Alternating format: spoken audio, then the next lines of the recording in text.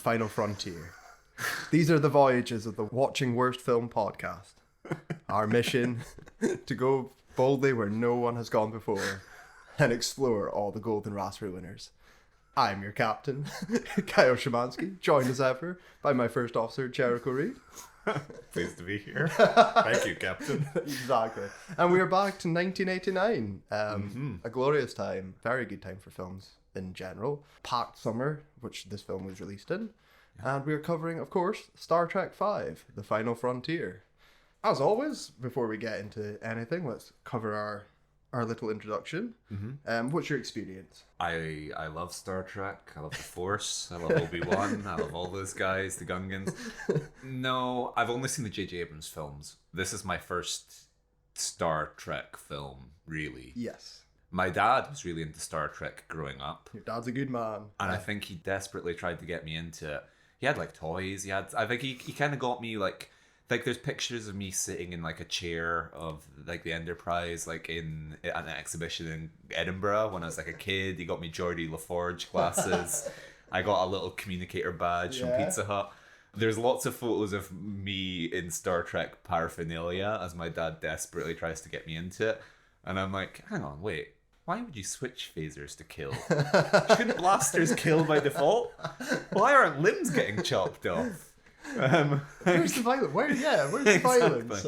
So I never really did it for me. It was a little too intellectual, a little too cerebral, a little too pacifist for me. I want my violence. I want my samurai monks. Yeah. So I went into this.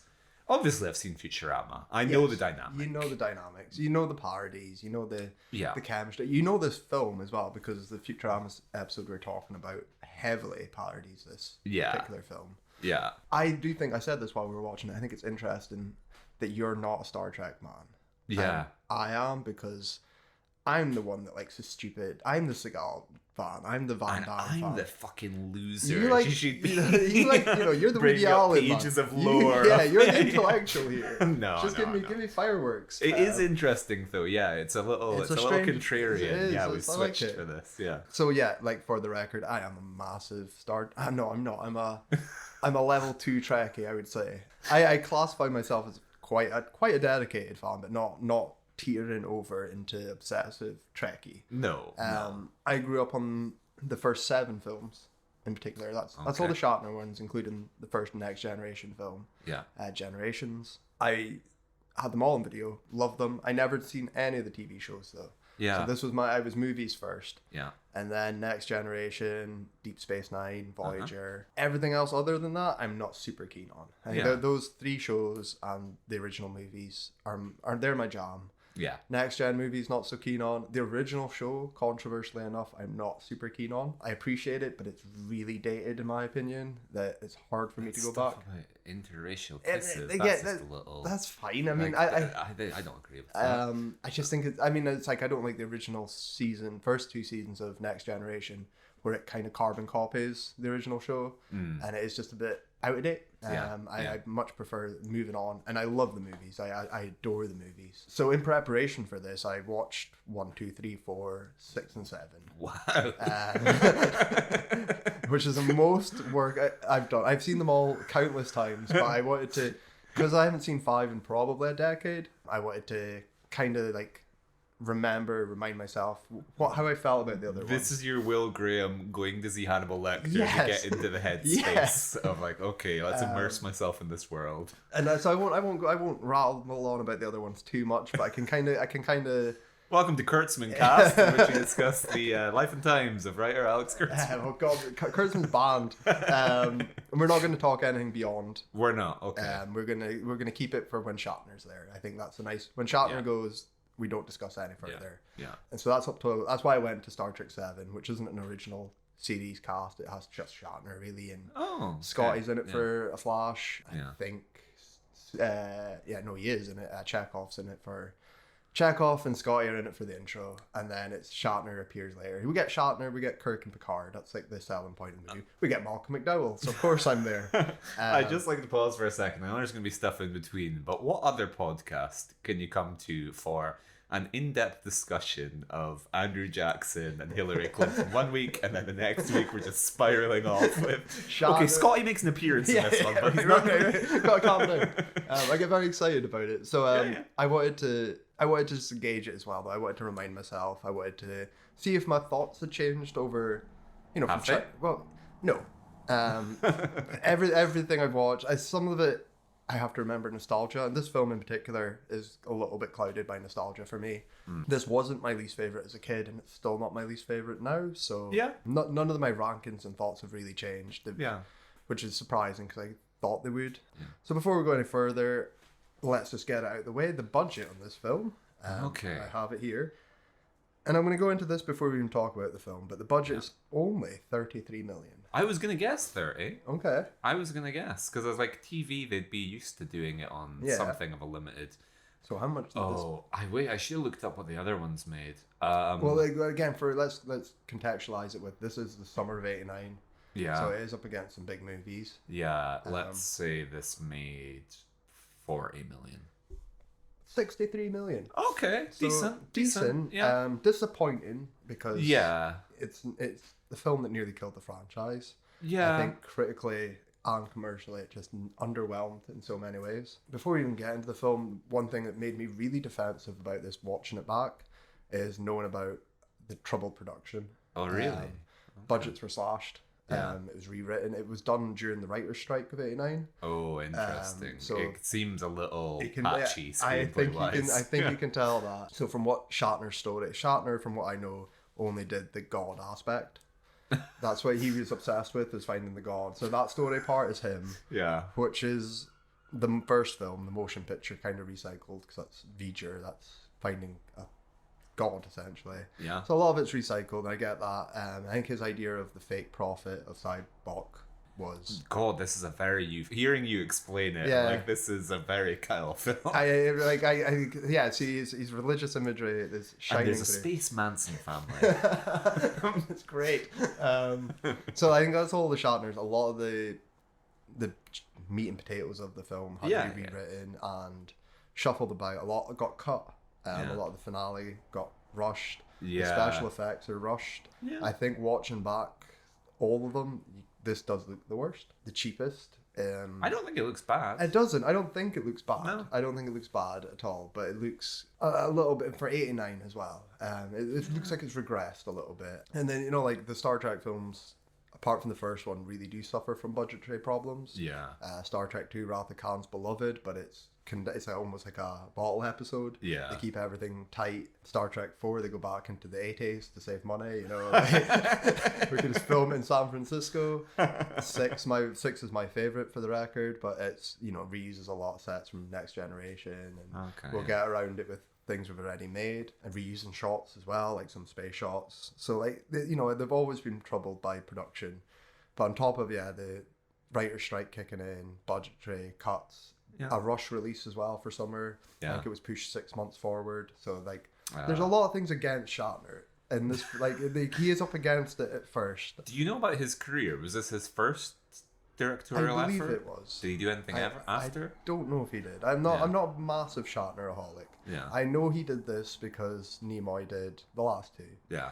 And there was Needs to show him how it's done. It's a contract thing, like if if Nimoy gets to do one, I get to do one. Nimoy got to do two.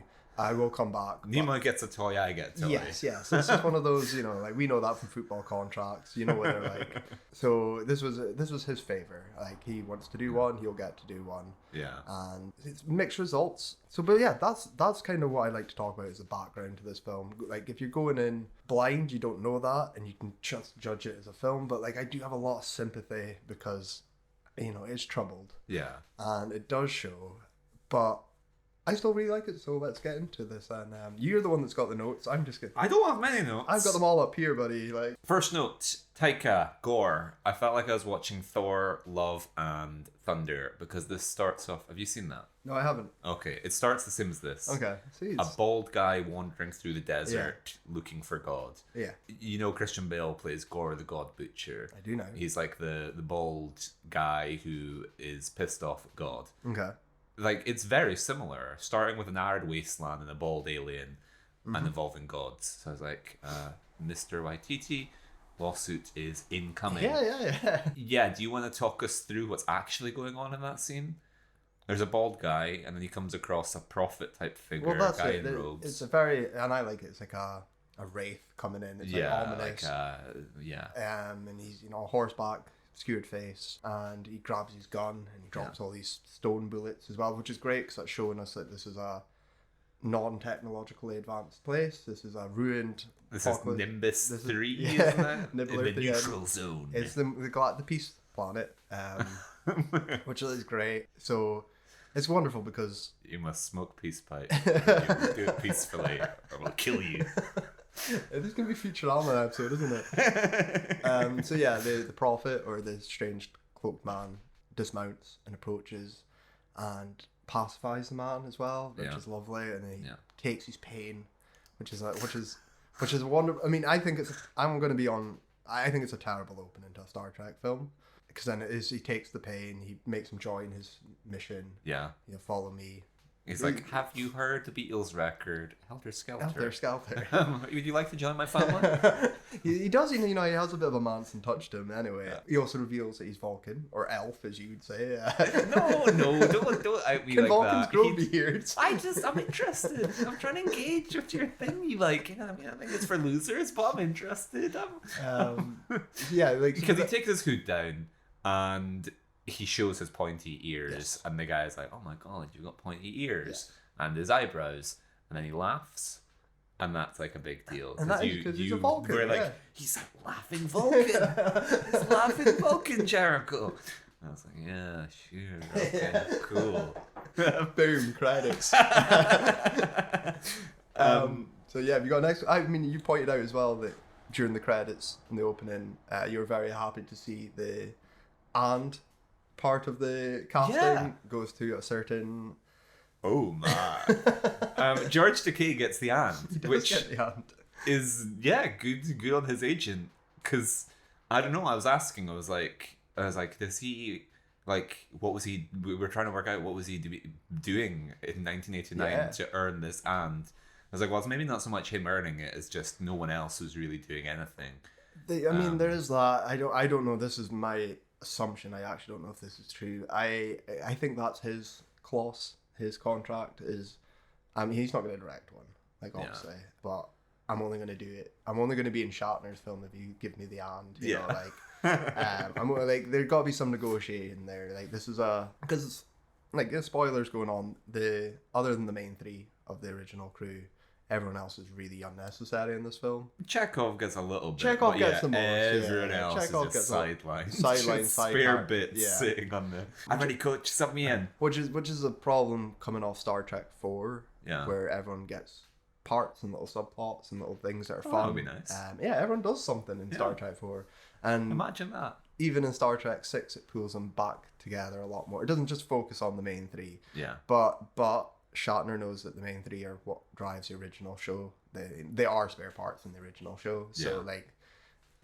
I'm not gonna complain. I'm not here for Sulu. I'm not really here for Chekhov, and I'm a Chekhov fan. I'm not here for Scotty. Yeah. I am here for the main three. If they're not here, I'm not here, to be honest. Yeah. But yeah, you got the on. So well done, George. Well done. Jerry Goldsmith composed this. Yes. Do you want to reveal your Roddenberry fact? Because I asked, I was like, oh, did Jerry Goldsmith do the original series? And I was like, no, because I know he comes in on the motion picture. Yeah. And the score, the now famous Star Trek theme. I think this is probably more synonymous with Star Trek than the original. Yeah, I was... Because I guess my background, I own all these films. Like, I bought the first series, and I bought all the films in a box set from Asda at a time when I clearly had more money than sense. Because I was like, I'm going to do it. I'm going to get in Star Trek. I'll be a Star Trek guy. And then I watched a couple episodes of the first series. Which is rough. Like, this is not for me. Yeah, Next Gen season 1 is rough. Like No, the original. Oh, okay. Well, yeah, I mean, they're not for me either. Yeah. The day thing. But yeah, the theme song. So yeah, I was a little surprised when I watched it. And I was like, where's the theme? Yeah. It's this. I don't want this. I want the sort of epic. Yeah. So I know this is Jerry Goldsmith did it for the motion picture, and then it gets recycled for Star Trek: The Next Generation. Yeah. and obviously it becomes a huge success. So it's in the 80s, you have both Next Generation and the movies using it. Yeah. So it is the Star Trek theme. So I knew he didn't do the original show. I looked up by some guy, Mr. Courage or something his name is. But my Roddenberry fact, which I thought was delightful, was that Roddenberry wrote lyrics to the original theme. Despite never intending to use them, knowing it'll never be sung, just so he could claim 50% of the songwriting credit and get the royalties. Which is a spectacular dick move. Well, I said it's the most un-Star Trek thing ever, you know. Like, that's not very Star Trek of you, Mr. Roddenberry. I don't think Kirk would approve of this. We need to look up these lyrics and just see what they are. It's gonna remind me of the Bill Murray sketch when he's singing the Star Wars theme. Oh yeah, Star Wars, nothing but Star Wars. Maybe the closing credits we'll record. We will. A row your boat or the Star Trek. Pull theme. the guitar out and record the lyrics. So my next note is the cantina, because you said, like, hey Jericho, there's a little We're on Star Tatooine Wars, here. isn't it?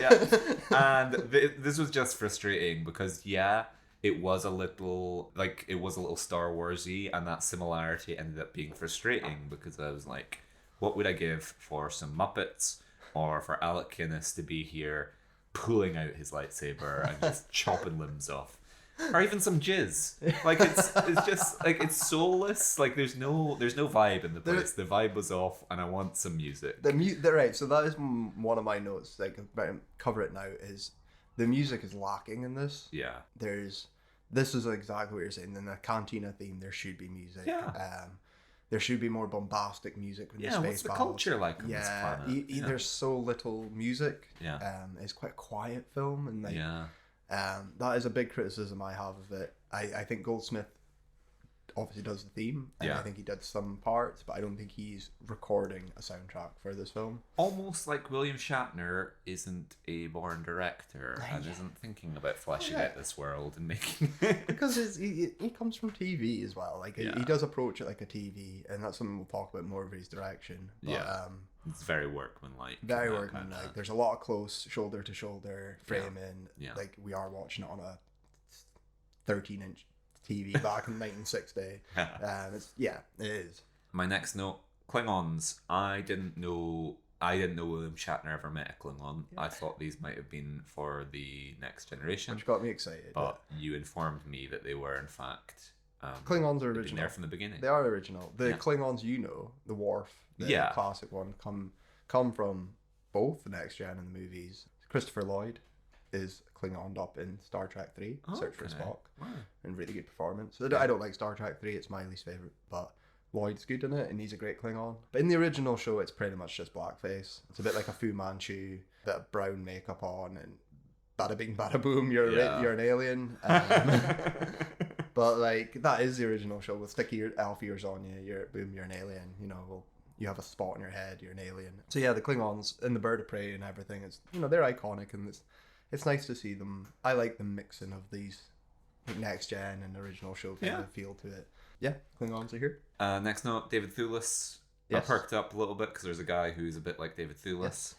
He's not really relevant to the plot. No. So again, I'll fire through this plot. We don't need to go scene by scene. Yeah. On Nimbus 3, there's 3 leaders. I assume they're leaders. I can't even remember.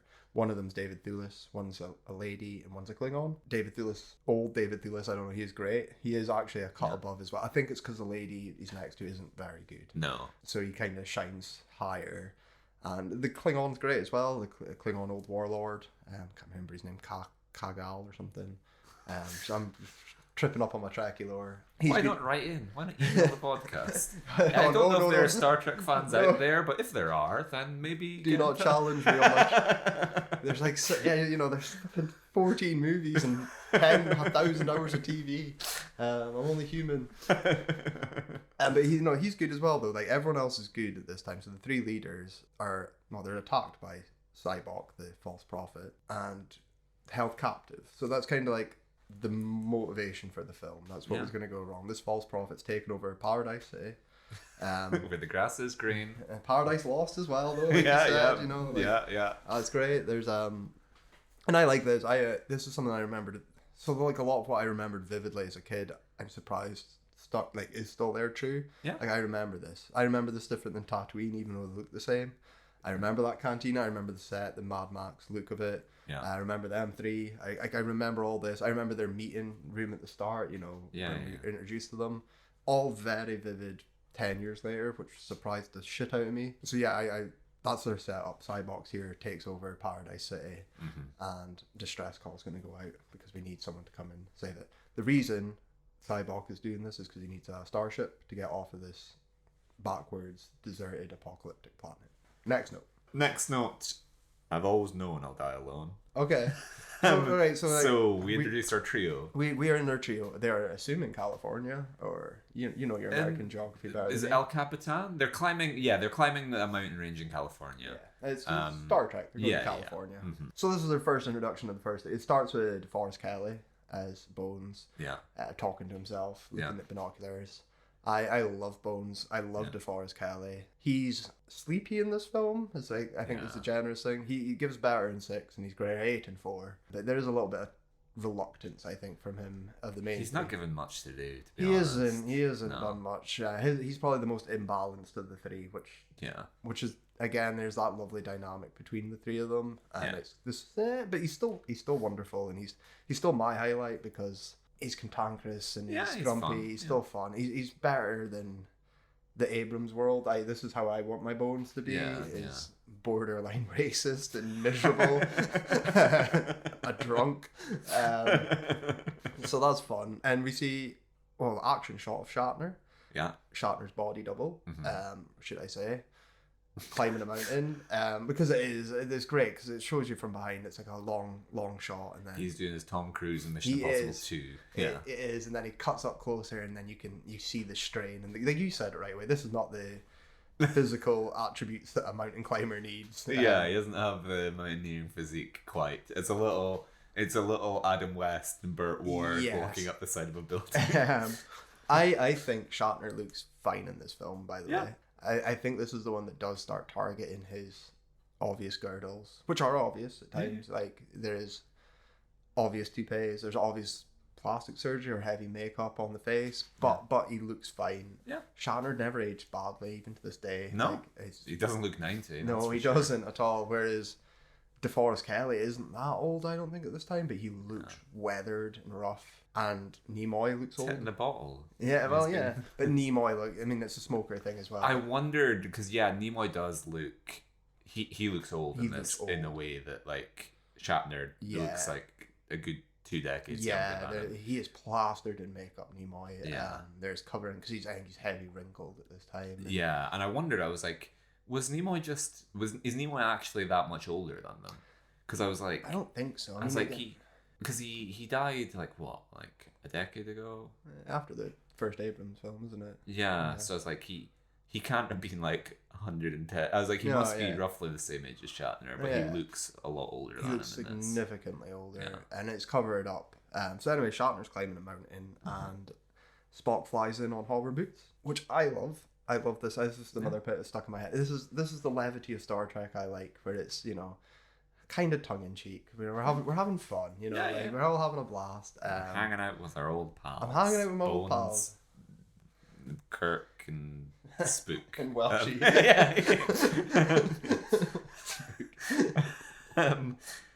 So that's it. They're on shore leave. Yeah. And Uhura and Chekhov.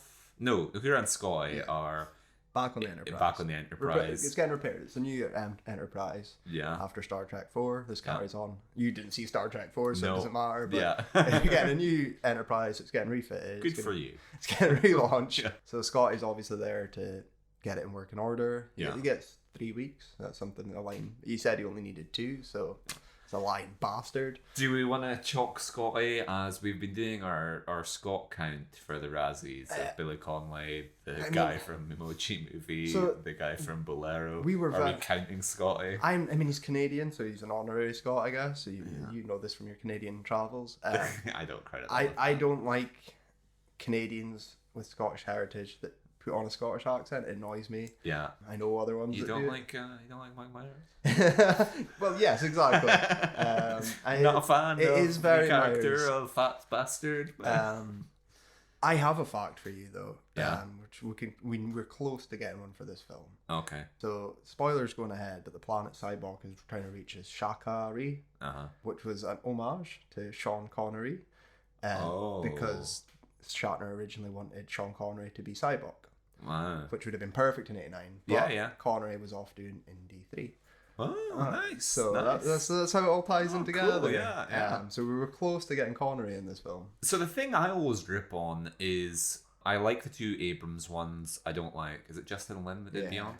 I thought Beyond sucked. Not least because there was the ghoulish thing of Simon Pegg wrote it and Anton Yelchin died like at the end of production, and Simon Pegg used his death to be like, I think we can all agree Anton's last wish would have been for everyone to go and see my movie. Mm-hmm. But the thing I always like shitting on is they're like, yeah, we're really inspired by Jennifer Lawrence for this character, and we decided to call her J-La.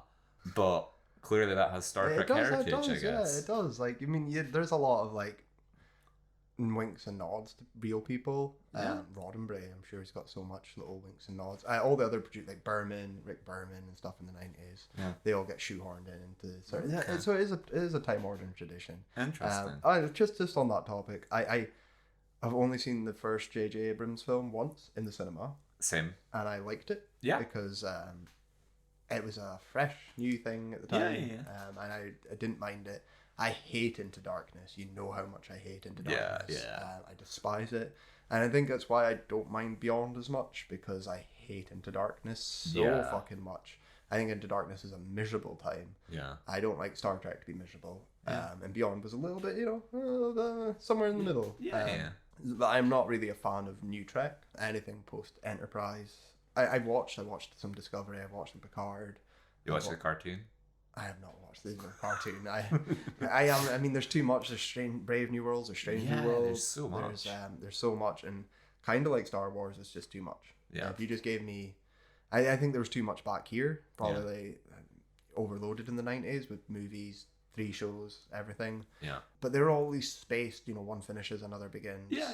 And they're at least different. There's too much just now, and I can't, and I don't want to. I have 10,000 hours worth to go back to. So yeah, new Star Trek, new Enterprise is being built. Shore leaves interrupted because there's a distress call. Yeah. And the Admiral wants James Kirk to do it. There's only one man for the job. Yeah. Everyone else can go fuck themselves. We need to get you back in the track. So they get recalled. Chekhov and Sulu's little romantic adventures in the woods together gets turned off. I mean, they try and cover up. Wearing a robe. Yeah. Chekhov really doesn't want to go back. He's like, we're in the snow. So close, It's a little bit like, I've had it. I can't take going out this mountain with you anymore. I need more, Mr. Sulu. I wish I could quit you. I wish I could quit you, Mr. Sulu. Yeah, so apologies for that descent into homophobia. Is that homophobia? That was I not don't know. homophobia. Not for us to judge. That is not homophobia. Brokeback Mountain's one of my favourite movies. It's okay. So my next note, subtitles. We get the Klingons and they were speaking, and I turned to you and I said, are there meant to be subtitles here? And you said, no. And then it goes on for about 5 minutes worth of dialogue. And we've spoken on the past episode about how both of us have done this. Yeah. I watched Dances with Wolves without subtitles. Now, this is intentional. We're meant to mirror Kevin Costner as he's learning the language. We're only meant to know Tatanka. It's fine. And your one was The Godfather. Yes, it's expressions, it's the artistic world around it. Contextually, I know what's going on. Yeah. And still, there probably was subtitles missing. I didn't have it on the subtitle file. It's fine. I understood it. I Good pirated storytelling this film, from Mr. Shatner. but I own this film. So I didn't quite... that's fine. I have it on DVD, so legally, this is not an illegal copy. It got pulled off Amazon, so I couldn't just stream it anymore. Bezos, the enemy. The enemy. He'll make shows, but he won't show me the shows. He'll make shows, he'll go to space, but he doesn't want us to get to do it. He doesn't want the common man to be able to watch stories that will broaden their horizons and expand their minds. But yeah, you still get the gist of what's going on. They're wanting to attack the Enterprise and they're wanting to be bad. So I'm okay with that. Okay, my next note is not well directed because, like, this is when they're going up in an elevator and the camera is just in the elevator and they all have their backs to it. Like the blocking in this film is piss poor. We spend so much time looking at the backs of people's heads or like the sides of their head, and not in profile in an engaging way, just kind of like it's just like it's a bit Kevin Smith syndrome of it's like, you can move the camera, right?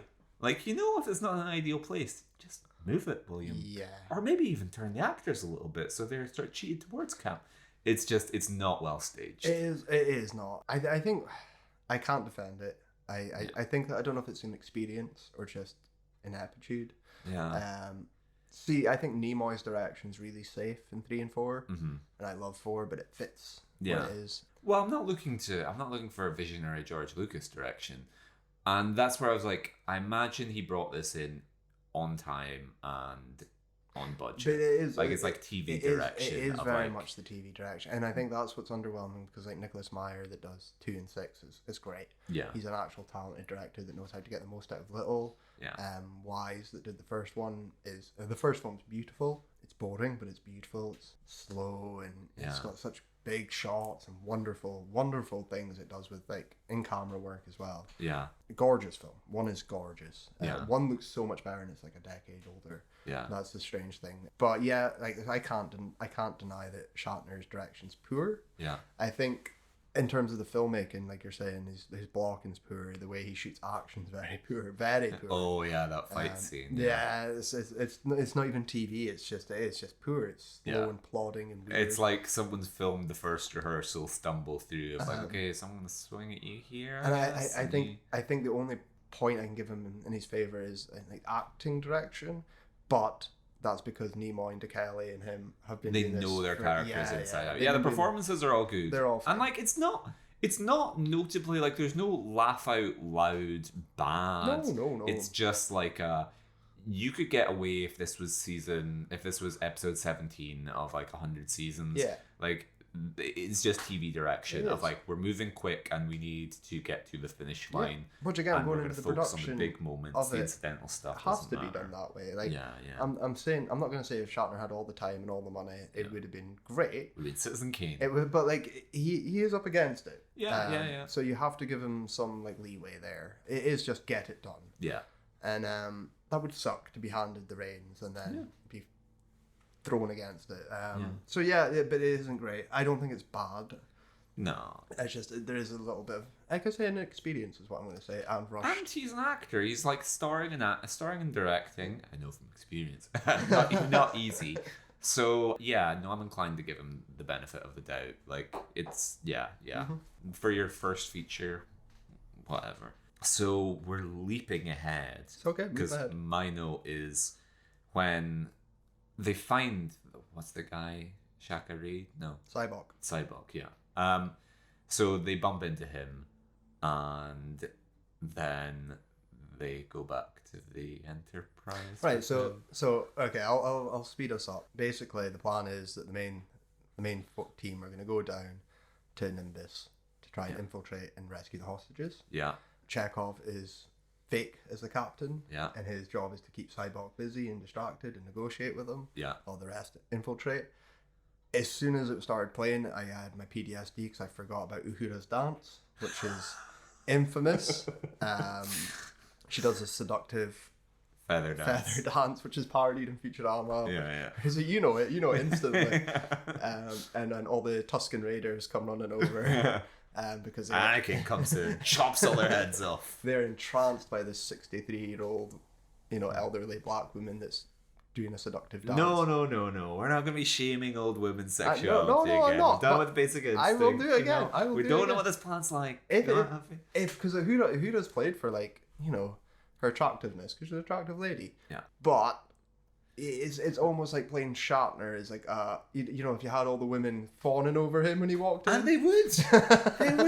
You can't. Like, it's just that green woman from the credits. You're doing it too late. Well, it's funny just the disparity with age of like, so Shatner looks whatever. Leonard Nimoy, as we've covered, he looks sort of a bit weathered. we pointed out that the two that were left on the ship, Uhura and Scotty, they're both grey. They are very So like, grey, yeah. And then George Takei's got jet black hair. Yes. But it's interesting just to see like Uhura and Scotty looking their age. I mean, they are, because they are their age. I'm not having a go at them. No. But you've got to acknowledge. Let them Acknowledges. retire, Yes. for fuck's sake. Six, Why are they still out in space? Six acknowledges this more. Like 6 is that finale of. I'm too old for this shit. Yes, exactly. Whereas this kind of pretends that they're all in their prime still. It's obviously the rejuvenation from 4 and 4 success. Like we're just gonna carry on and ignore not being in our prime. Yeah. But like Uhura and Scotty, and Scotty's looked old for a while now. Like Scotty from the original show with his dark hair and his skinny, svelte, handsome man, and now he's an old fat dude. Like, and I love him. He's amazing. Love Jimmy Doohan, but he looks old because he is. That's okay. That's all right. It's just interesting how you've got a crew which at one point were peers and now they just seem radically different. And I don't know if there's a difference between being the lead of the show and the money that gives you for toupees and plastic surgery and hair dye, and being like a bit part of like Scotty probably doesn't have the same wealth as William Shatner. No. I just think he doesn't care. Like, he's not as vain as Shatner. Yeah. Whereas you look at, I think George is obviously a little bit of work, and he's I'm not gonna. He's careful about his appearance. Let's just say that. I think George is just as vain as William. And in different ways. I think they're the same coin with different sides. There's no rights and wrong. There's no good and bad. They're both just mirrors of each other. Yeah. And that's probably why they don't like each other as well, because their egos clash. Walter Koenig, Chekhov, is wearing a toupee. Yeah. I think it's quite obvious. You can see his real sides of his hair under it occasionally. There's like greys. But he has a boyish face, so you can kind of pull it off. I love Chekhov, but there's that's the captain toupee. That has an in-film explanation. But there's that's what I'm saying. Like, even without any hair, some people embrace it, but they're like, when you have to cling on to this a little bit, I always think of like Kiss when they reunited and they were like, we all had to get liposuction to fit the leather pants, and I was like, maybe don't, just don't, maybe let someone else do it. So like that. So anyway, they go down. Uhura does her sexy dance. The Shreks, they steal some painted horses that you pointed out, painted blue. And they've got horns. They ride into town, film instantly, because they all notice that they're not the people who they're pretending to be, are instantly captured when they try and release the hostages. And it turns out the hostages are in on it. Yeah. They've fallen to sight Manson's. Surprise. Yeah, they're in the Manson family now. It's been a trap. We got you to the ranch, you're here now. Take us to your ship. We want your ship. That's where we're at now. That's where you've caught up to. Yeah, so there's our little scene where they're climbing up the tunnel, and you were out of the room at this point, but the wooden wheel, is that in Kirk's bed? Where is that? His quarters. Yeah, yeah. And it has a plaque because at one point he touches it, and we get the close up on To Boldly Go, and I was like, where's the origin? I thought that was like the mission of. I thought that was like a mission statement. It fits it. So why does he?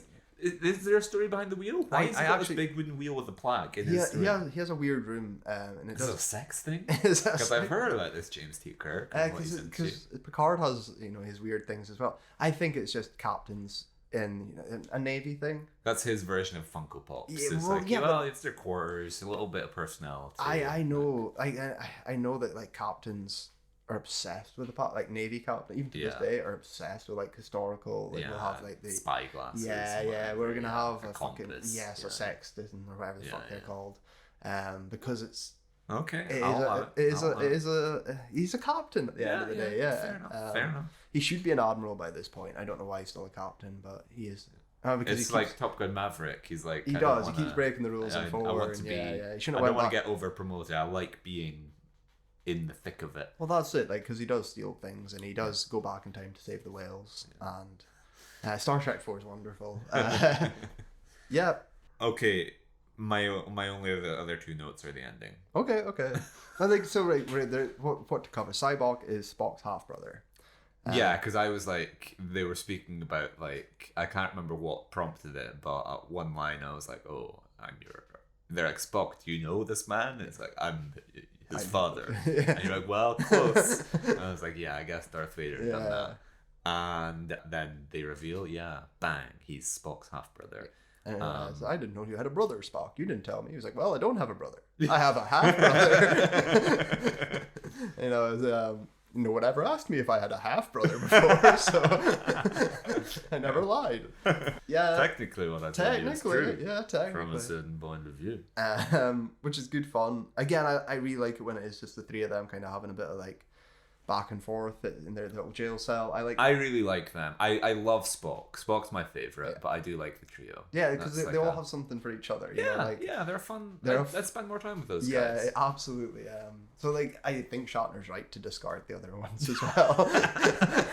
The rest, because he knows what the moneymaker is those three. And if it was a more balanced cast, I don't think it would be as fun. I think it would be heavier, muddled down. Yeah.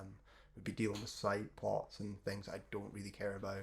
Yeah, this film's lean, it doesn't need the baggage of Scotty and Chekhov, or Chekhov's in Fallen in Love, or cash a residual check. Yeah, no. Which other ones, and especially in later films like the Next Gen, they struggle too with keeping when it's not just Picard and Data and Riker and stuff. They're trying to shoehorn in. Is that Will Wheaton? Is that what he's in? He's in Nemesis and a cameo that get cut. Okay, I don't know. He never makes it to the movies. Okay. There's a great bit where so he's gone by season 4, I think, of the show, because he's an annoying little shit, and he misses out in the movies, but he did film a cameo for Nemesis, which is the Tom Hardy one. Okay. That's the 2002. He gets Will Wheaton and Tom Hardy sharing the screen. So 5 doesn't kill the franchise, but 10 does. And Will Wheaton came back to film a cameo. It's at a wedding. I think it's Riker's wedding. Yeah. And they cut it, so he's not in the film, which I thought was fucking beautiful. Fuck Will Wheaton. You're not invited on. Where's your Razzie? So yeah, basically, Cyborg wants to take this starship to the center of the galaxy. Yeah. To Sean Connery. To this mythical planet where they're gonna find something. Yeah. Find something mysterious. Yeah. Especially because he's full prophet regalia as well, which is great. You know where it's going. Everything's gonna happen. They have to get through the barrier. They have to get there, and there isn't much. There's the nice little pieces of them escaping prison, with it getting blown up through the wall with the terrible effects. There is fun little things, but we move swiftly towards the end. So shooting on. I did look at the time to let my dog out as well, and I was like, shit, 14 minutes left or something at the point. I was like, I forgot how quick and easy this film is. It's 2 hours, but it does not feel like 2 hours. It doesn't feel it. No. And we have watched, even Hillary's We're at warp speed, is that what they do? We're not traveling through hyperspace. We're flying through. Yeah, no, it's great. So, what's your last notes then? So, they're they're the final lines of the film. Alright, so we get there. We get to God, which is a cool effect. I like the big swirling blue light and stuff. Some of it's cheap, but some of it's quite crafty. Obviously redesigned on the fly. We've slashed their budget. They speak to God. God changes his face a lot, and then he lights up when they talk about how did he get through the barrier? Became on a starship. Oh fuck! What's a starship? Can I get one of those? I want a starship. And then this is where Kirk, the immortal, little finger, waves his finger. His little finger. Excuse me, mate. Someone to ask you. If you're a god, why do you need a starship? What does God need with a starship? Just one question. And they're like, oh, fucking calm down, Kirk. No. One question. And God zaps him for that insolence. Fucking nuts, eh? Yeah. And that makes Spock pipe up and go, actually, no, it's a fair point. Yeah, I like that. Solidarity. Spock's your bro. He's got your back. Yeah. And he's like, yeah. Fair point. I too would like to hear an answer to that. Yeah. And he gets zapped. And then it's like, McCoy's got to take one for the team. So yeah, like, I really like this. I like Cyborg confronting him, and turning him, the vision of himself into Cyborg. Yeah. the god of many faces. I mean, it is an old Star Trek trope and stuff. Like, this was not new, but I like it. I like how it's done. I think at this point, because he's pretty much done, Cyborg is one of the best, most memorable villains in the films. Everyone will talk about Khan. Yeah. Right? No one talks about fucking 3 or 4, Voyager V'ger, or my boy Mark McDowell. Like, he is one of the things I remembered most about the film. I remembered his name. Like, I was like, that's Cyborg. That's Spock's half brother. Yeah. Never comes up again. Doesn't matter. But like, he's good. I think it's a good performance. Yeah. I like the character. I like the false prophet. It's a compelling thing of like, oh, this Vulcan who laughs. Once you explain what that meant to me, I was like, okay, I see why. I just think it's cool. I think I like him feeling so much. His whole thing about feeling pain and empathy. Like, he's empathetic. What the annoying thing is that it just deserves more of. Like the film and the premise and the character kind of deserves more. Like, it's kind of just raced through. It is, and there's elements that they could have delved into if he's in other films, or like if he, or I don't know. There's potential there, which is kind of skated over. Yes. Yeah, I 100% agree. And then then the Klingons arrive. Yeah, so Deus Ex Klingon, like they're this Klingon gang who've been cutting back to periodically, just. Well, they've been trying to attack the Enterprise. Yeah. And then I did walk out, so I might have got this wrong, so please, it's been 10 years. If I remember correctly, they've been trying to attack the Enterprise, but then the general from Tatooine is convinced by... Is it Chekhov? I think it's Chekhov. It's one of them to help. Yeah. Someone, I can't remember who the fuck it is. Someone convinces the general guy from the Tatooine to convince the bird of prey to help. Yeah. It's good. Peace. Like, we'll make peace. And it does, and then it gets to destroy God. And then, because again, I walked out, I'm trying to remember this now, without seeing it in 10 years. Cyborg dies. Yeah. Then we're out, really, aren't we? Yeah, so the lines, as necessary to set it up, at the beginning, the fellas, when they're having their camping trip, hanging out near El Capitan or whatever it is, they're speaking about Kirk's mortality. And he's like, I knew I couldn't fall off the cliff and die. Oh, yeah. Because I always knew I would die alone. And so when they get saved from God, Kirk thanks Spock and he's like, I thought I was going to die. And Spock replies, impossible. You were never alone. And it's just a nice little... It's nice, isn't it? And then Kirk goes to hug him. He's like, please, not in front of the Klingons. So, yeah, I don't know. I liked it. I like the whole Kirk... Because I asked you, I was like, obviously now that, like, Shatner's had that epiphany of going to space and confronting his own mortality and has become, like, a nihilist.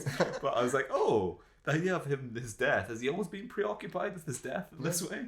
So I don't know. It's a mature statement. It is. And then then we're back in California. Yeah.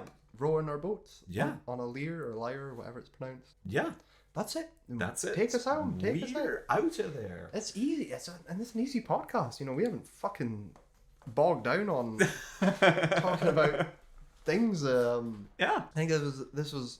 So I'm gonna just go ahead and say, because I've hijacked this episode. I don't love this film. Okay. But I really like it. Yeah. I really, really like it. Yeah. I don't love it because I love the other ones more.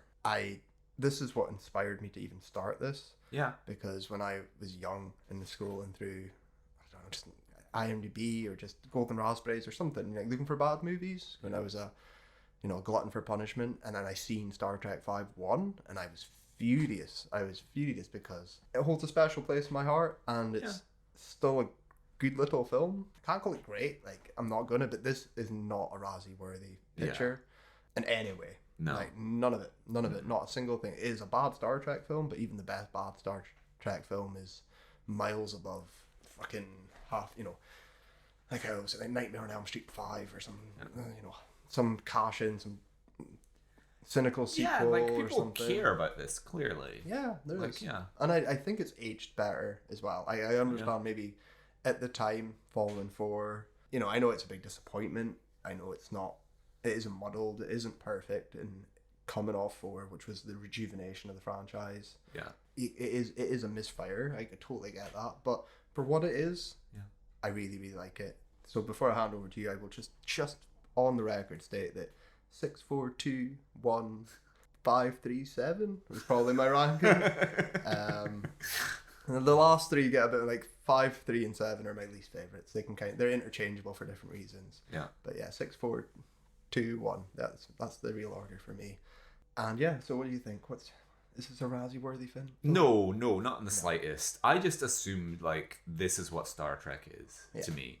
I was like, this isn't like it was pleasant enough to watch. Like, I'm completely content having seen it, liked some elements, and my like why I didn't love it was probably just because I'm not a Star Trek guy. Hokey religions and ancient weapons are no match for a good blaster. But I also think like that's such a positive thing on this film is it's the worst one probably, and you still thought it was fine. No, you can jump in. It makes sense. You could watch, I was engaged. You could watch 6, 4, 2, 1. Yeah. And the bar's set lower now. Yeah. So like you'll see, seeing the word, it's starting at like the Magical Mystery Tour EP or something, and that's the only thing I've ever heard by the Beatles. So I'm only way is up. Just you wait till you get to Abbey Road. Yeah, like I think it's a compliment to the film that even when the franchise is at the time at its lowest, to someone that's going in first time, it's still pleasant. Yeah, you couldn't do that with Star Wars. You can't go in at Rise of Skywalker and say this is it. This is where to start, buddy. Yeah. So no, this isn't Razzie worthy in the slightest. Beyond what I said about Shatner's direction not being great, everything else is just completely undeserving of nomination. Yep. And our question, smallest change you can make. How do you fix this? Why doesn't Spock simply use the Force? Things could have been resolved a lot earlier. I mean, I've covered how it's fixed is just giving it more time. Yeah. Give it a bit more money. Give it a bit more time. Get a couple of rewrites in there. Maybe have some slacken your girdle and just breathe a little. just breathe a little bit of time to. And I think if I understand that Shatner probably wanted to do this completely solo. Yeah. Like maybe if he had an assistant. Yeah. Maybe if Nimoy helped out a bit more. Like, held his hand. Never! Not in front of the Klingons. Yeah, like I think there's minimal changes. You could make this so much better. Honestly though, like even the Sean Connery Cybok wouldn't improve it. No. It would arguably make it worse. Yeah, you're falling into that. Zardos too. Yeah, like he would have Highlander 2'd it. What I like about Star Trek is it's kind of its own world, and putting in a distracting mega celebrity would just be like, oh, here's Tom Cruise. Yes. Like, I don't want to see Tom Cruise in Star Wars. No, I don't. No. So yeah, excellent. So we, unfortunately, our opinions are not shared by Mr. Razzie, who gave this a bunch of nominations. So, worst actor, William Shatner, winner for Star Trek 5, The Final Frontier, as James T. Kirk. No. Nonsense. No, absolute nonsense. Shatner's good. He's really good. And presumably this is the same performance he's been giving for decades. Yeah, I mean, it's slightly different, I think, because he's directing himself and he's writing himself a little bit. Oh, I did ask you, I was like, is he always this whiny? No, he's not. He's more... See, Kirk's charismatic, not Zach Brannigan. I think the modern image of Kirk has been... And the films do blame a little bit to skew him. They make him into that Star-Lord archetype. That action. He's more of the hero than he is in the original show. Yeah. And the motion picture, but no, like he's good though. Like Shatner's good. Shatner's a good actor. I'm not like I'll die on that hill. You're gonna fucking hate this. Worst supporting actor, nomination only, DeForest Kelley in Star Trek 5 as Leonard McCoy. Absolutely fucking not. Give it to if you're God, give it to someone. Fucking Scotty can take it or something. Doesn't do it. No, like I say, he is tired and he is underutilized, but. His grumpiness, I like it when he's older and grumpy. I think it fits Bones perfectly. No, it's a big strong no. I'm glad he didn't win, but big strong no. And worst director, it won for William Shatner. So 2 awards for William. Well, 3. Double Razzie year. So he's eligible now. Come on, I know you don't do podcasts, Bill, but this is the one for you. Come on for cats. Yeah, no, I don't. We've said it before. I don't think it's like the greatest direction. No. But yeah, no. Nomination perhaps, but I very much doubt win. And then worst screenplay, it was nominated David Lowery, story by William Shatner, Harv Bennett, and David Lowery, based on a television series created by Gene Roddenberry. Of all the nominations, it's probably the most understandable. Because it feels like it's missing a middle. Yes, it's a writer's strike. It's we remember. It's my Quantum of Solace. Yeah. When you're like, you know exactly that this was done during a writer's strike. Well, I'm just very excited to see what we're going to get in a couple years' time out of this card. yeah, I can't wait.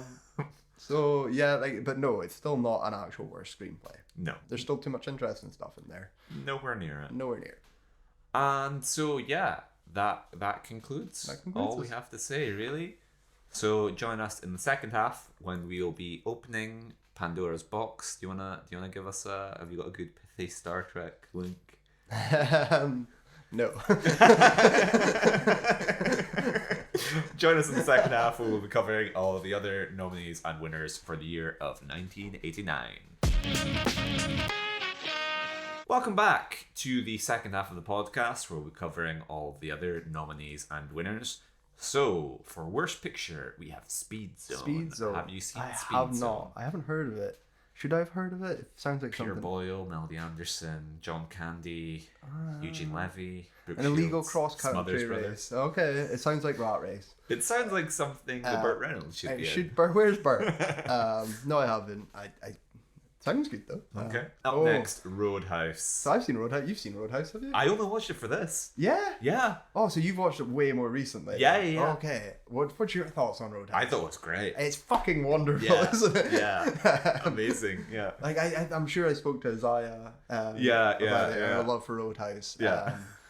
Roadhouse is great. Yeah. Roadhouse should be not. You can fuck off, You can Mr. fuck Razzie. hard. This is such a bad year. It's such a terrible year.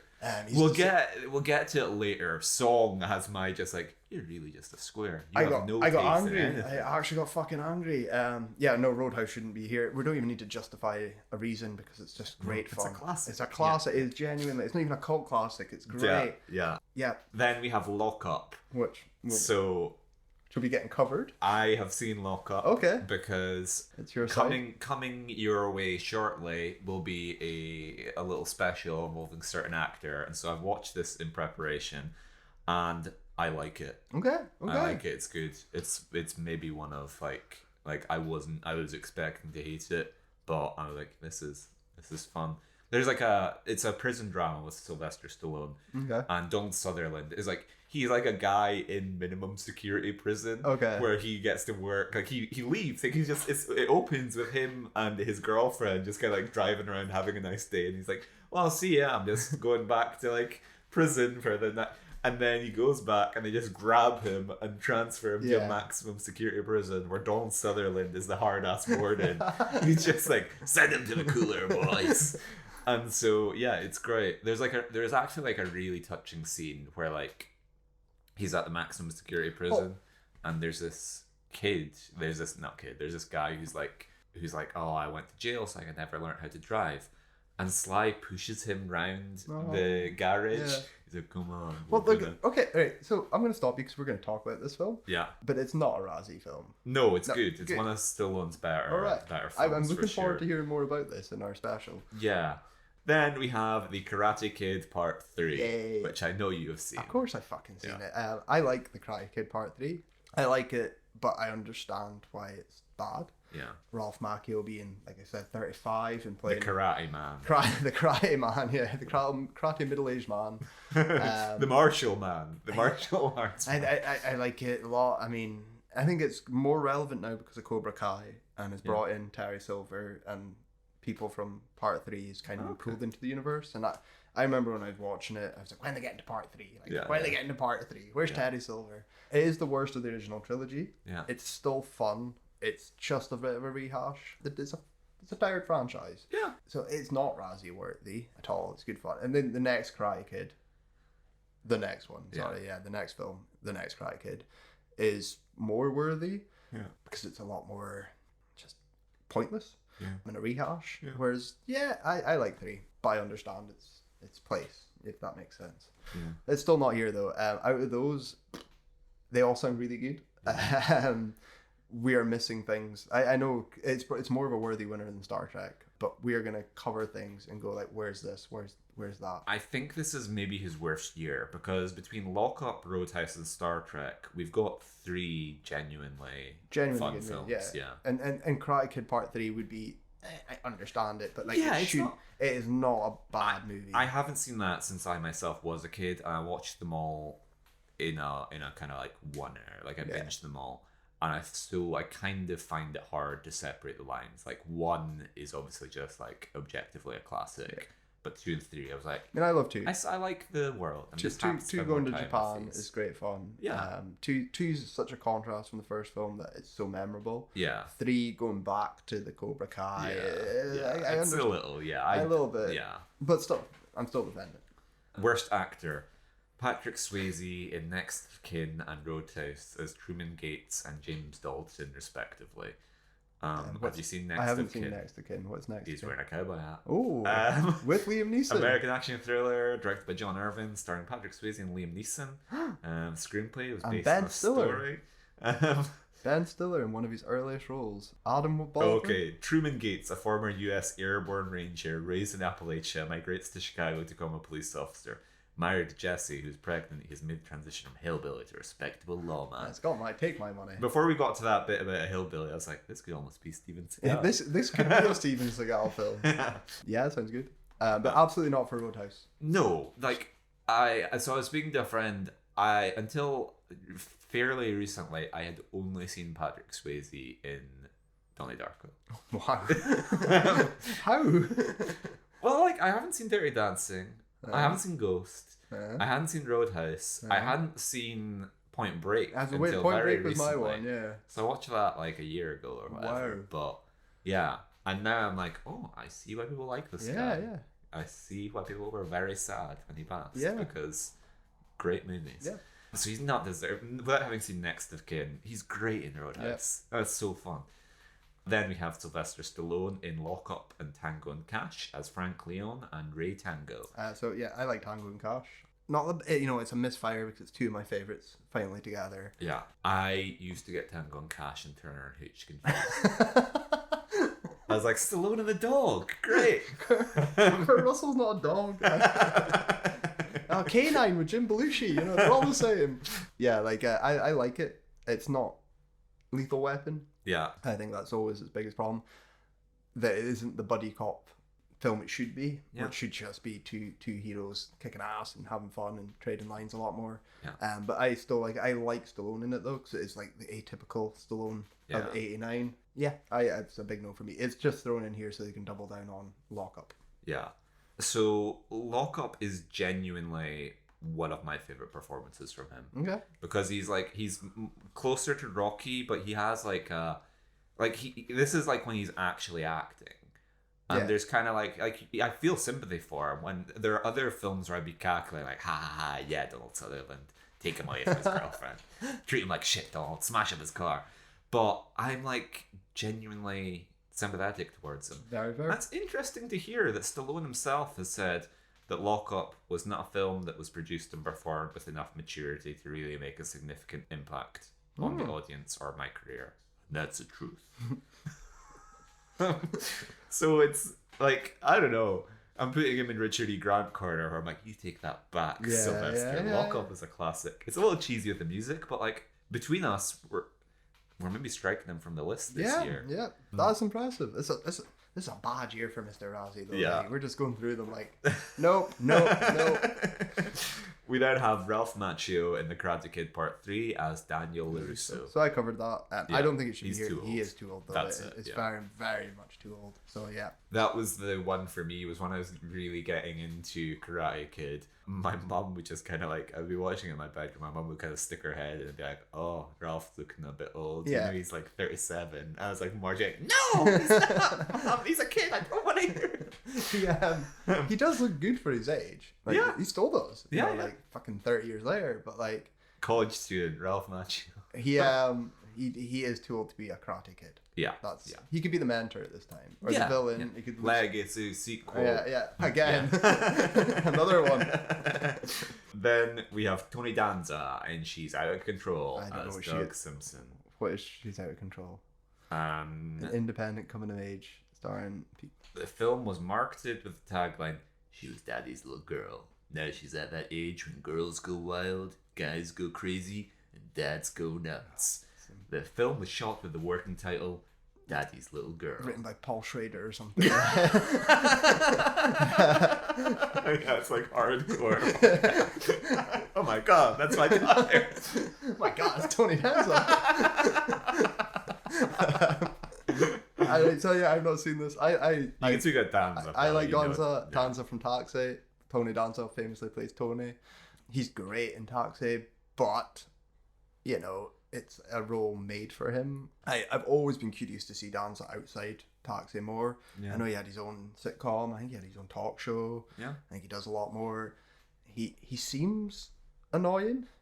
Again, it's me being an Andy Kaufman and you didn't get along. Blah blah Yeah. blah. Andy Kaufman famously not annoying. Not annoying, no. Tony Danza. He always had it. Yeah, I don't know. He just something that strikes me about him, but I love him so much in Taxi that it kind of balances out. Yeah. Yeah. So it's like, I'm glad he didn't win. I'm glad nobody Well, should have won. Shatner won. Yeah. So, None of yeah. these people should have won. Like, Yeah. right. So move us on. Worst actress, Ali Sheedy in Heart of Dixie as Maggie DeLoach. As is tradition, I'm not going to know any of the worst actresses because he's just going to pluck them from random films. Yeah. Heart of Dixie sounds. Racist. We then have Paulina Porizkova in Her Alibi as Nina. Have you seen Her Alibi? I have not seen it. Have you seen it? No, but it has Tom Selleck with his arms draped around a woman in a big jacket. Sounds great. Then have Bridget Nielsen in Bye Bye Baby as Lisa. I've not seen Bye Bye Baby. Okay. Oh, it's an Italian romantic comedy film. It is one of the few films to feature 5-pin billiards on screen in any detail. What the That's the legacy. What the fuck? Why is that? Okay. We spoke about Bridget before. Yeah. So I don't really need to say anything we haven't said about Bridget. Yeah. See our Rambo year, isn't it? Rambo. I mean, talk about Rocky. Well, like, what was the year that Talk her about- Rocky year was the Rambo year, Yeah, wasn't it? yeah. Because he's double. Yeah. Yeah. So what did I already talk about Bridget? So yeah, listen to Rambo 2 First Blood Part year 1986, whatever you want to hear us speak about Bridget Nielsen in more detail. Then have Jane Fonda in Old Gringo as Gringo. Harriet Winslow.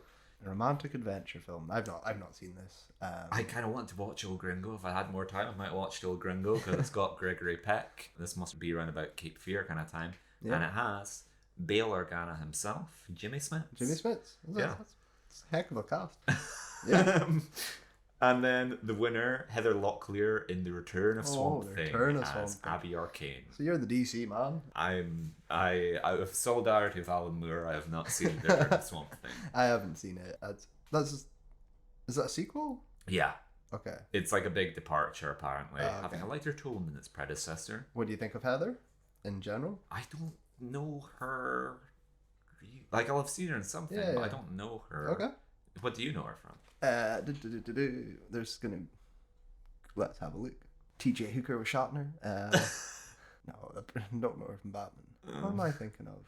No, it's not Wayne's World 2 cameo. No, maybe I'm confusing her with someone else. Movie's back in action. Yeah, I'm confusing her with someone else. Cut this. Then, worst supporting actor, we have Donald Sutherland in Lock Up as Warden Drumgool. Fuck right off. I didn't look at this in any detail to see that he was there, but like, that's an excellent performance. Donald Sutherland makes a great hard ass warden. He's like a very like scary, unsettling figure. So yeah, you can fuck off with that.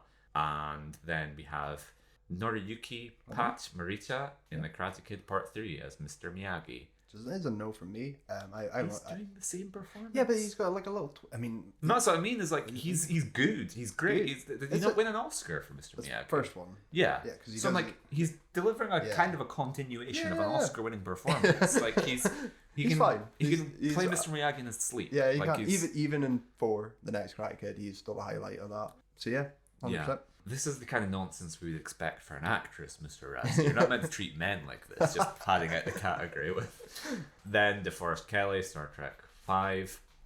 Covered that. Bones undeserving. Ben Gazzara in Roadhouse as Brad Wesley. So this is Inchin's Ben Gazzara Yeah. and The Big Lebowski's Ben Gazzara. No, Nope. no one in It's a big Roadhouse. no. Yeah, it's no one. It's worthy. no. It's not. Like it's the same with Star Trek. No one. No. Go ahead. And then the winner, Christopher Atkins in Listen to Me as Bruce Arlington. So he is also from the Blue Lagoon, and is he in Pirates movie? The pirate movie. He's he's one of Mr. Razi's nemesis. Okay. So I don't know him, perhaps why he's and I not. haven't seen Listen to Me, so I can't comment. He's not great in Pirates movie, but he's not bad enough To actually single out. Yeah. Worst supporting actress, Kurt Russell in drag in Tango and Cash as Gabriel Cash. No. No. Again, this is a bullshit. This is a joke nomination. Yeah. And no, Kurt Russell. I am a Stallone man. I'm a bigger Kurt Russell man. Yeah. Kurt Russell's my man. Yeah. And I'm not having any slander. Yeah. So no. We then have Madonna in Bloodhounds of Broadway as Hortense Hathaway. What a name. What the fuck's Bloodhounds of Broadway? It sounds like it could be a Woody Allen movie. But American ensemble period comedy film based on 4 Damon Runyon stories: The Bloodhounds of Broadway, A Very Honourable Guy, The Brain Goes Home, and Social Error. Stars Matt Dillon, Jennifer Grey, Anita Morris, Julie Haggerty, Rutger Hauer, Madonna, Esai Morales, and Randy Quaid. Rutger Hauer and Randy Quaid standing out like sore thumbs there is what I love. Yeah, no idea. We've covered Madonna. We'll cover Madonna more. Yeah. No. You might hear about Bloodhounds of Broadway in more detail in the future. We then have Anne Bancroft in Burt Rigby, You're a Fool. That's a great name. Meredith Pearlstein. The fuck is that? It's a musical directed by Carl Carl Reiner. Reiner. Starring Robert Lindsay. Can't be the one from... No, it is. Is he the UK? England. My Family one? Yeah, Ben Yeah. Harper and My Family. I saw him at London Film Festival. Oh. Okay, there we go. Carl Reiner, yeah, no idea. Don't you know who Anne Bancroft is? Mrs. Robinson. Oh, okay, oh fuck, yeah, okay. I just couldn't put a name, okay. Yeah. I've only really seen her in that, I think. Okay. He says bring her up and seeing that she's been in a bunch of stuff. She's been in but Star no. Trek and I fucking end the podcast. Then have Angeline as herself in Earth Girls Are Easy. Have you seen Earth Girls Are Easy? I have not. I've never heard of Angeline. Oh, okay. Well, I thought you'd have seen Earth Girls Are Easy. That's one I always get confused with, like Mork and Mindy and I've seen Mork and whatever. Mindy. I can talk about I'm Mork like, and Mindy. Earth Girls Are Easy as like someone's in it. Robin Williams is in it. He's an alien. Or maybe Jeff Goldblum's in it. He's an alien. And maybe Christopher Lloyd's in it. He's my favorite Martian. Yeah, because But- Jeff Bridges and Starman, isn't it? Oh Part of it. shit! Yeah. So yeah, I can talk about that. Like. So we're more or less a complete wash apart from Kurt Russell, because we then have Brooke Shields in Speed Zone, the winner, as stewardess / herself. Yep. So we've gone from I've seen everything. Stewardess herself. We need to watch this because this might be a Julia Roberts thing where Yeah. Brooke Shields exists in the world of Speed Zone, just no. happens to look exactly like the stewardess. We need more research for one of my favorite phenomena. I'm gonna watch Speed Zone. Put it on the list. Then worst director, Eddie Murphy for Harlem Nights. Have you seen that? Is that the prior one? Yeah. Yep. Yes, I have. A long time ago. I don't remember enough about it. Because what else is 89? 89 is also like prior doing See No Evil, Hear No Evil, which I love. Yeah. I can't comment on it, but I don't remember hating it. Yeah, fair enough. It's peculiar because it comes up again. Like, you wonder why this isn't nominated more heavily. Well, I've seen it, so I know the spoiler, but it should be in worst picture if it's in for these two next categories, in my opinion. We then have Rowdy Harrington for Roadhouse. Nope. Jim Drake for Speed Zone. Haven't seen it. I'm gonna say no though. Just Watch this space.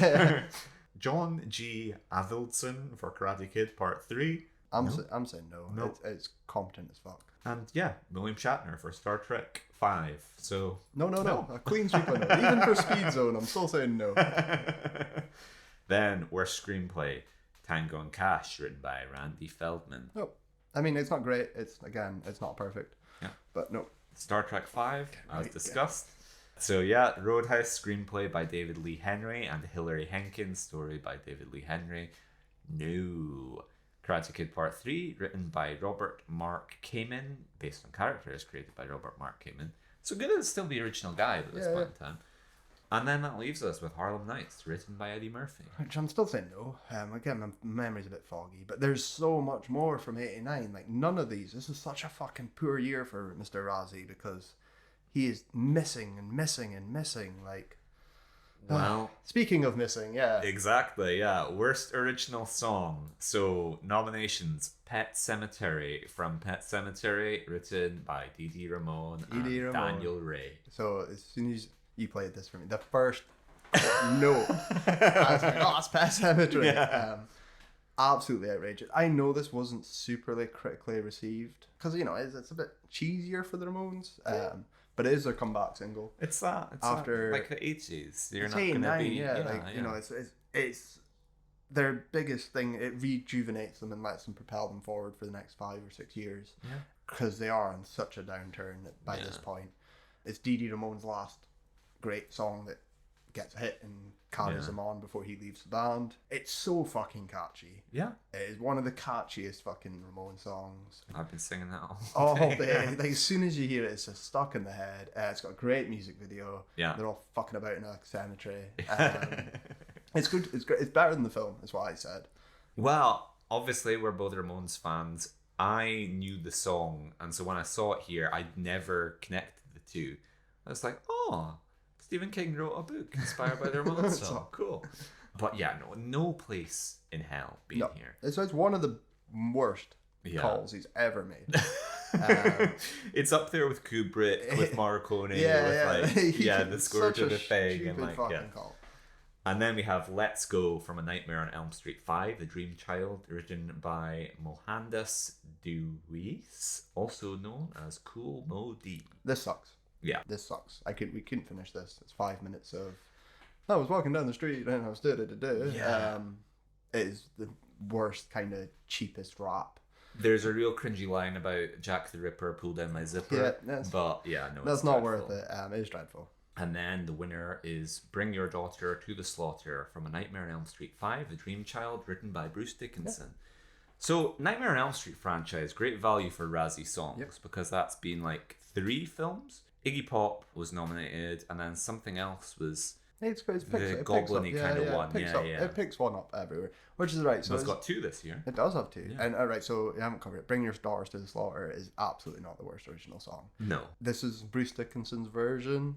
Iron Maiden re-record it. It becomes the first #1 hit and only #1 hit. As it is catchy, it has got a good riff, it's fun, it's exactly what you think it's going to be. It's very suitable and absolutely like Let's Go, the fucking rap song, 100%. There you go. But having this and Pet Cemetery is so strange because it's just like it's so square. But it also gets me pissed off because Nightmare on Elm Street 5 has not popped up at all. So it makes it like Mr. Razzie's only listened to the soundtrack for the film. Yeah. And that's the only thing he knows about the fucking thing. But no, it's not got the worst screenplay or worst supporting actors or actresses. No. The only thing that sucks about it are these 2 songs. And that pisses me off. What music do you think Mr. Razzie likes? Fucking show tunes or something. I don't know. Like I think he's a classic rock guy. Oh, yeah. I think he's like the Eagles or like because like I don't know. Not He's the just fucking Eagles, man.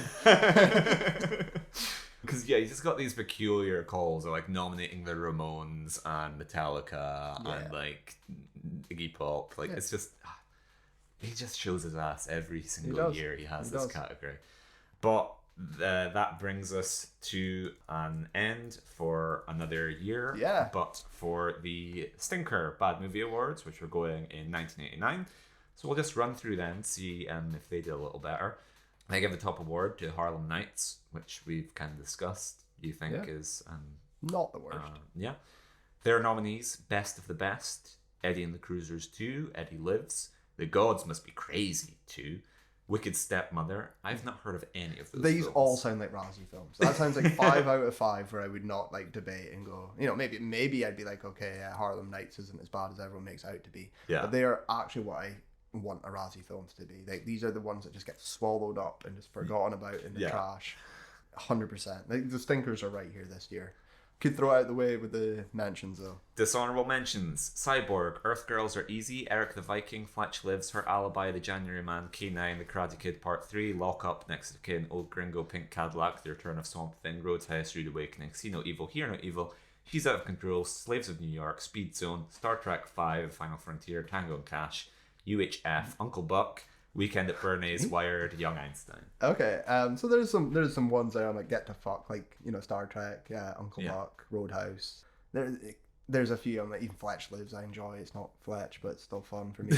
UHF is, it's Al Yankovic, isn't it? Oh yeah, shit, yeah. That's good fun.